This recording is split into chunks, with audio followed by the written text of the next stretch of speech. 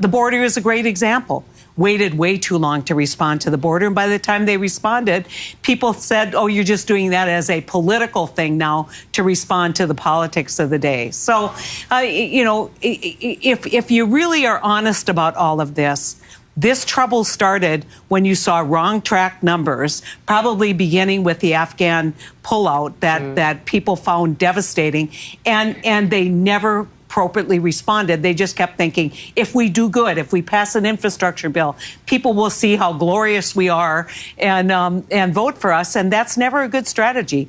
That you have to communicate on a regular basis. How much do you think, given that this is on President Biden, it's on Vice President Harris, or it's on Democrats in general? I think it's on Democrats in general. I think this is a mistake that we make all the time. If you look at polling, people will say, that they don't believe experts anymore. And that a lot of that is tied up with how people feel about science.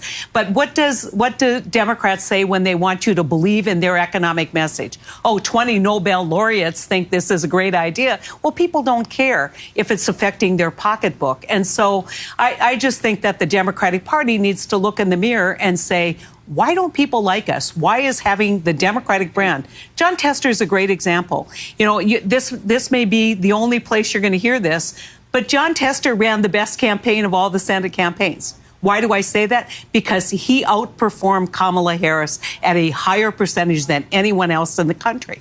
And he did that by being from Montana and speaking clearly and concisely and being authentic. And that's the message. Who are we as the Democratic Party, and how do we purvey that message? We say, can I just make one last point? We say we are the party of the people. Guess what? The people are saying, not so much. They don't feel that. No. Now, Republicans, Neil, doubled down on Trumpism, and it clearly paid off in this election. But that also leaves a lot of Republicans feeling like they don't have a home. So what happens now for conservatives like Liz Cheney, who still believe in the fundamental beliefs of the Republican Party, but they don't believe in former Trump and his wing of the party, if you will? Look, I think President-elect Trump, has changed the coalitions in the two parties. I think he has turned the Republican Party into more of a populist working class party, but it's still a big coalition. I think he won a mandate last night, and I think you're going to need the full array of conservatives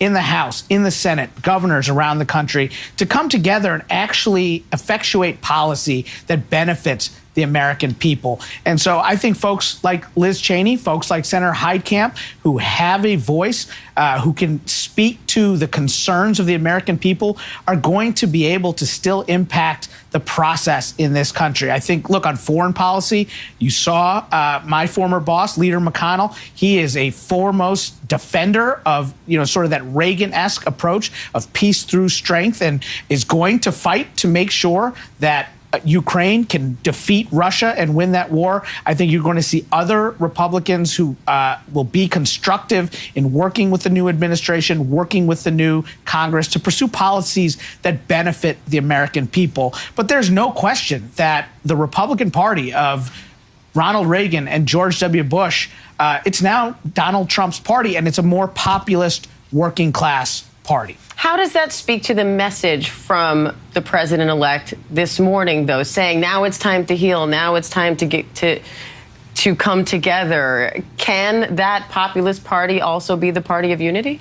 I hope so. And again, I think, you know, elections tend to bring out animus and drive the temperature up. Once elections are over, people tend to calm down and come together and govern. And so I'm hopeful that the president-elect will use the transition period, will use his inaugural address to unify the country, because, look, there are many, many critical things that we need to get done. And I think folks in North Dakota, folks where I'm from,